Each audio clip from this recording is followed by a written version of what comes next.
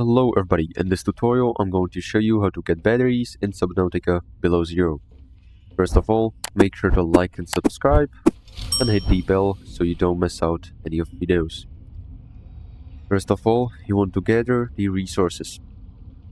You want to gather the ribbon plant, which is found in the shallow twisty bridges commonly inside of caves like this one, and looks like this.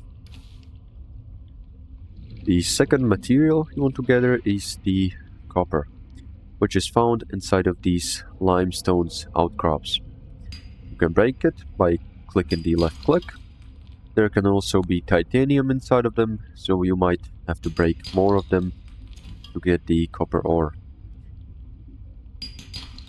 As you can see, I got the copper ore.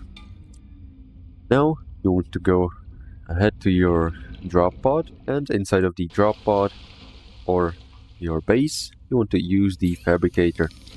Here click on resources, electronics, and go ahead and click on the battery. You're gonna need 2 ribbon plants and 1 copper ore. This is gonna be all. Make sure to like and subscribe if you found this helpful, and see you next time.